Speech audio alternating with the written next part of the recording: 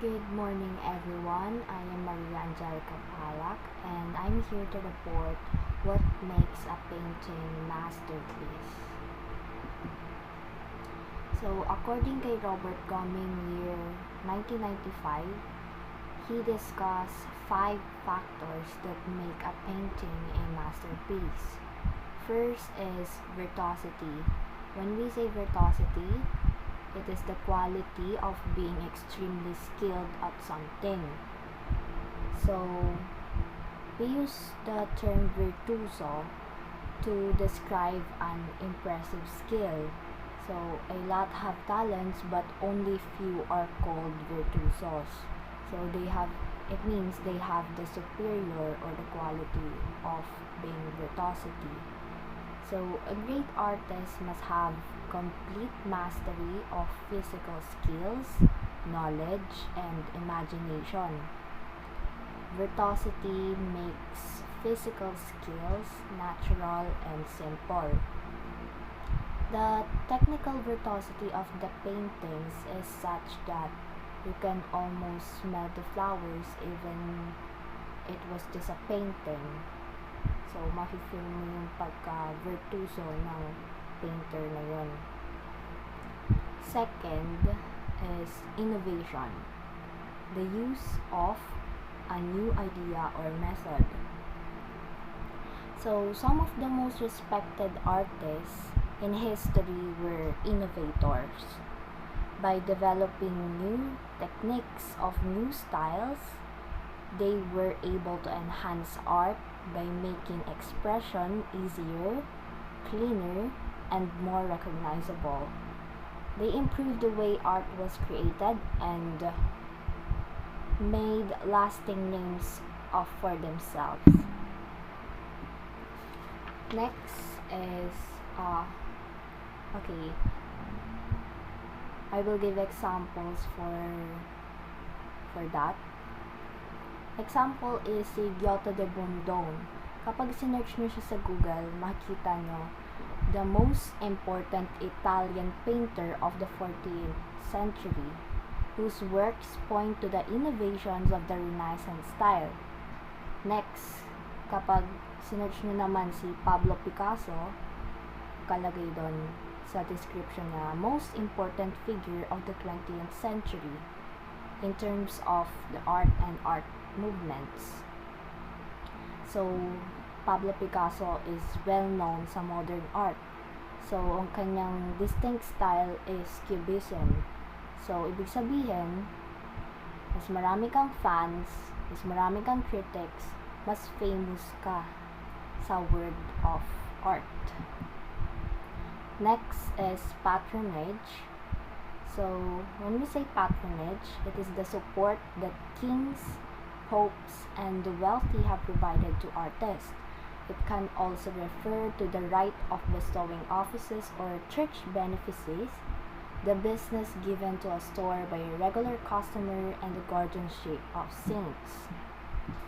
So, most major works of art were commissioned by a patron who would specify conditions and or play an active role in shaping the subject matter and the appearance of the work. So among these patrons were the Catholic Church and the royal courts of Europe. Next, we have artistic vision. When we say artistic vision, it is more than seeing. It's perceiving, like you go deeper into what you perceive, feel, or intuitively know. So your art will take on a deeper meaning to you. When we talk about artistic vision, we usually mean an artist's metaphorical perspective, or the genius that allows them to create something that transcends the ordinary. So, being able to physically see their work is an important part of how an artist brings his or her concept to reality. So, example niyan is yung Giotto's Arenas Chapel and Michelangelo's Sistine Ceiling. Fifth and the last one is the role of the artist. So, ano nga ba yung role ng mga artists?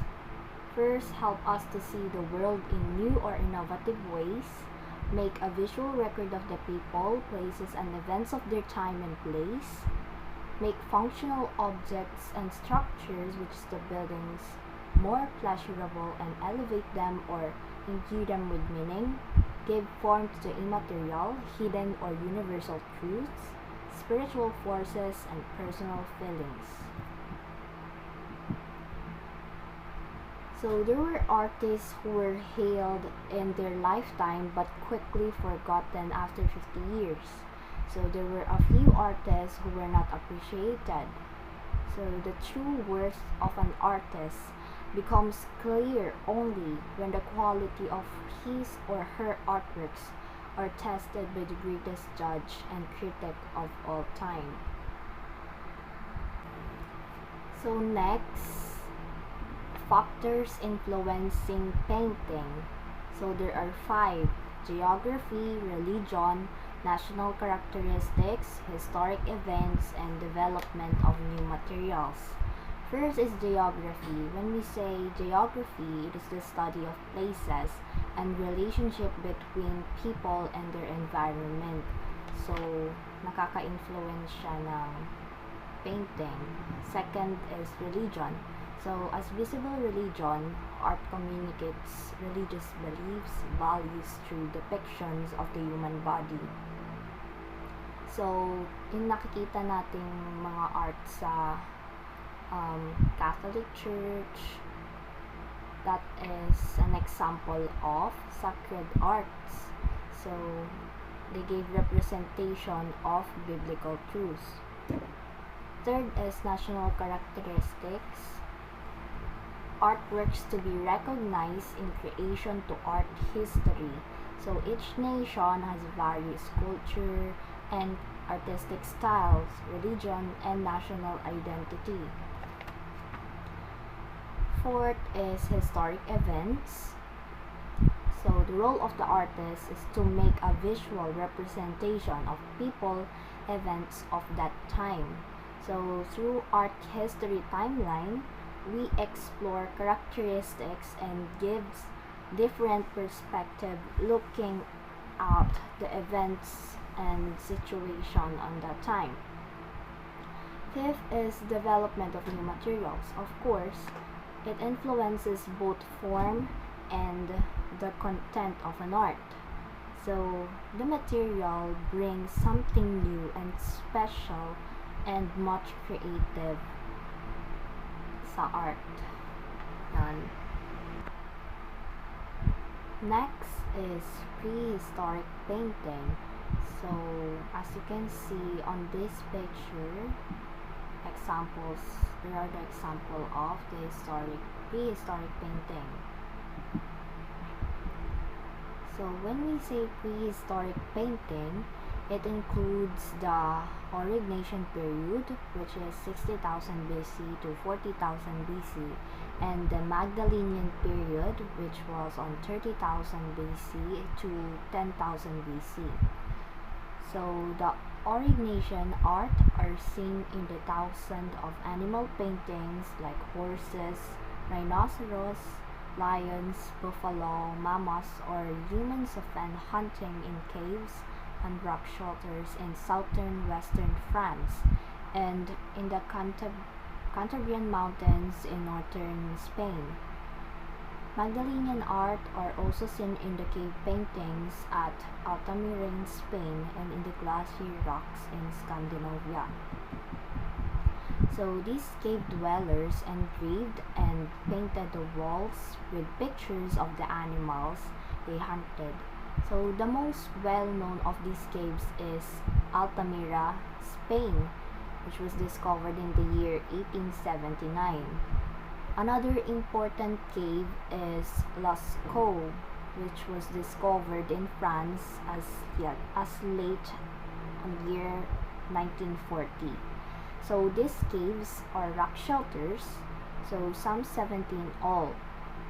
So they vary in size and in the number of engravings they contain. So natural colors were used: red ochre, yellow ochre, and lamp black. made from animal fat burned in lamps. So the color blue or green seems to have not been used. So there was no representation of landscape. So in Western culture, oil painting and watercolor painting are the best known media, with rich and complex tradition in style and subject matter in the East ink and color ink.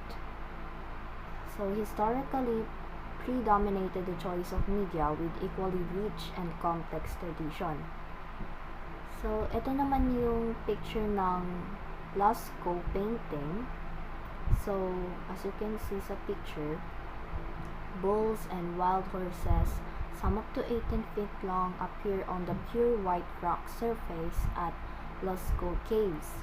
So, the horse is the animal most frequently engraved at Lascaux. So, there are about 60.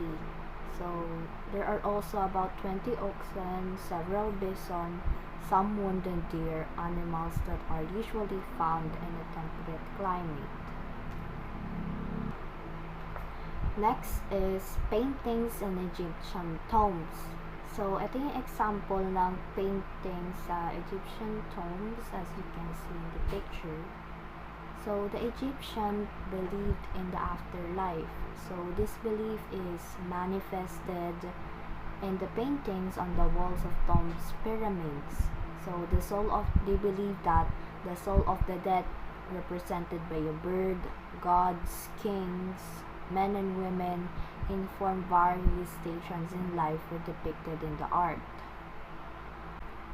So next ay Greek painting. So early Greek art always had useful purpose, whether to adorn the temples of gods or to decorate a vase, and because of this practical approach, the artist was looked more as an artisan or a craftsman than an artist. So the subject of Greek art was about young nude males and drab females. Everyday lives are also included. Next is panel paintings. So the most respected form of art. The technique was encaustic and tempera, which depicted figure scenes and still life. Presentation of, so yung picture na to is presentation of Richard II of England to the Virgin and Child front of the Wilton diptych. Next is wall paintings, are the oldest known form of painting. So dating back in prehistoric paintings in Altamira Cave and Lascaux. So, itong picture na to, ito yung cave painting of a bison sa Altamira, Spain. So, move on na tayo. So, ang Greek art daw ay divided into 4 periods. So, first is prehistoric Greek period, which was on 20 to 110th century BC. So, nung prehistoric Greek period, yung mga subject and motifs ng mga arts dito ay taken from nature and the sea. So, art started to flourish on the island of Crete, the cradle of Greek civilization. So, Minoan from King Minos. Civilization produced large, elaborate places at Knossos, the Cretan capital. So, painting flourished, decorating the halls of the palaces and made vases decorative purposes. Next is First Greek period, which was 1000 to 5th century BC. So, the extensive trade between Greece and Egypt. So, during the 7th century, brought great Egyptian influence on Greek art. Next is Golden Age, which was on 480 to 400 BC. Also known as the Age of Pericles, Greek artists achieved complete mastery of anatomical, technical, and aesthetic aspects of life which were found in their art. So, during the 5th century, the ideal types of human body evolved, poised, healthy, and strong, with a detached facial expression.